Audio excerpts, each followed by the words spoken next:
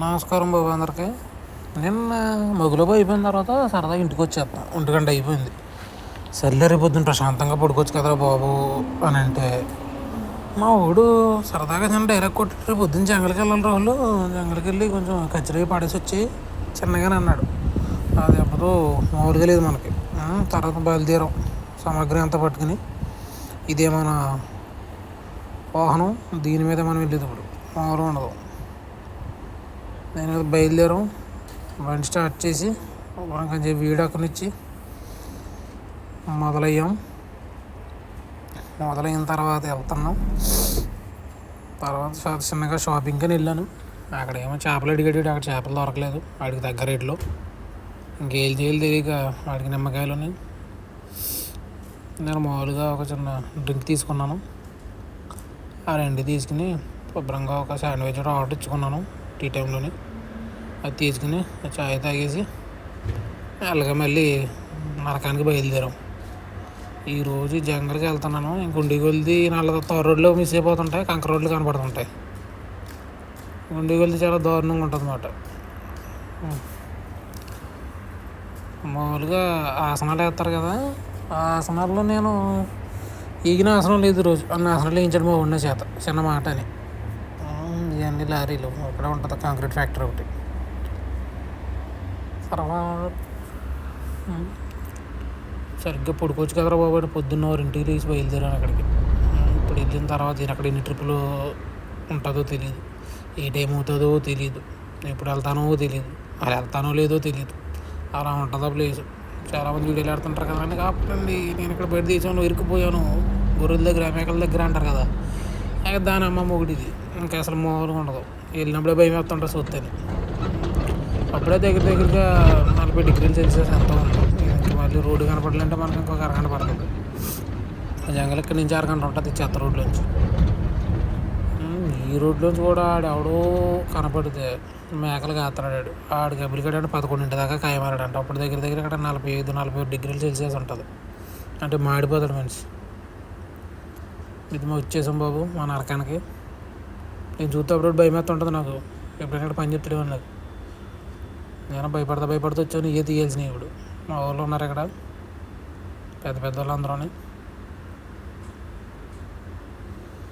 ఏడుగు ఇక్కడ వీళ్ళ రూమ్ ఇది, అక్కడే పడుకుంటారు. అంటే కిచెను, ఇక్కడ వండుకోవడం అన్నీ ఇక్కడే వెళ్ళవు. ఏదో అంటారు కదా అక్కడ, మాకు ఇక్కడ ఏమీ లేవు, మేము చాలా ఇబ్బందుల్లో ఉన్నాం, మమ్మల్ని తీసుకోండి ఆ అన్న ఏ అని అంటారు కదా. ఇక్కడ అలా కుదరదు. ఇక్కడ నుంచే కచ్చిరా పట్టుకెళ్ళాలి ఇప్పుడు. ఎందుకు మా ఊడు ఒకటి పాత ఫ్రెండ్ ఒకటి కనపడ్డాడు ఇక్కడ. మళ్ళీ వచ్చాడు ఇక్కడికి రాజస్థాన్.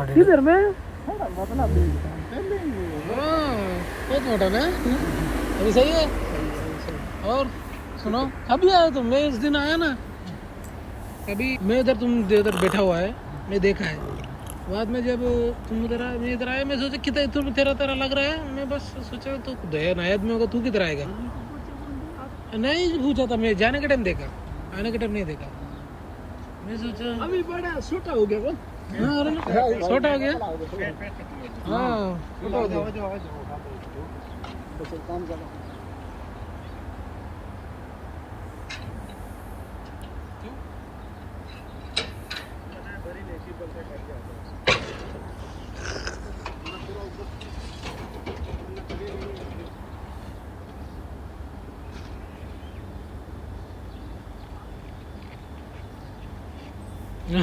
वो ओट का दूध का मालिक भाई इतना आराम से कमजोर नहीं होएगा।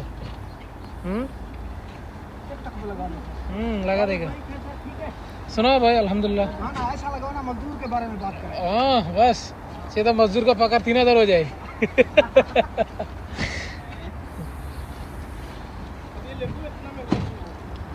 नींबू है ना इसलिए। అయితే పోస్ట్ ట్రిప్ లోడ్ అయింది.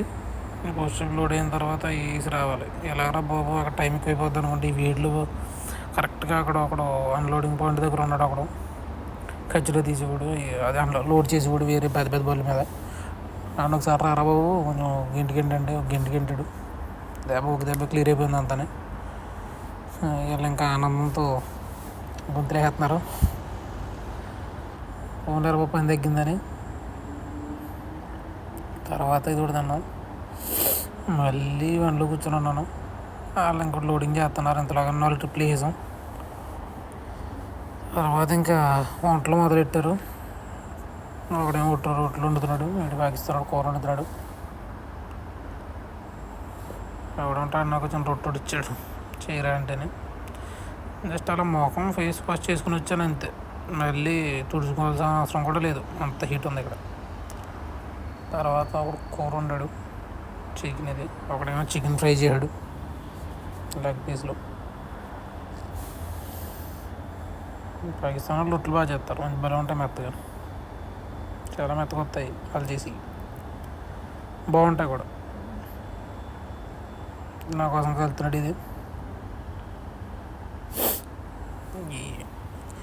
ఏదో ముస్టోడికి 60 రూపాయలు అన్నట్టు ఇటు దగ్గర కొంచెం కొంచెం వేసుకుని నేను ఫోన్ చేయాల్సి వచ్చింది. ఎందుకంటే ఇక్కడికి వెళ్ళాలంటే ఒక అరగంట పడుతుంది హోటల్కి వెళ్ళాలంటే. అందుకే బాబు ఇక్కడ దగ్గర తినేద్దామని కొంచెం కొంచెం తినేసాం. అయిపోయింది. మళ్ళీ లాస్ట్ ట్రిప్ ఇది అయిపోయిందంటే మళ్ళీ ఇంటికి వెళ్ళిపోవచ్చు. ప్రశాంతంగా ఉంటుంది ఇంటికి. బయలుదేరా ఇంటికి ట్రిప్లన్నీ వేసేసి మెల్లగా బయలుదేరాను. ఇదిగో షవర్లోకి వచ్చాను. ఇక్కడికి వచ్చానంటే ఇంక మా ఇంటి దగ్గరికి వచ్చేసినట్టే. ఇదే ఫెస్టివల్ సిటీ ఐక్యా. ఇక్కడికి వచ్చానని ఇంటికి వచ్చేసినట్టే. శుభ్రంగా తినేసి స్నానం చేసి పడుకోవడం.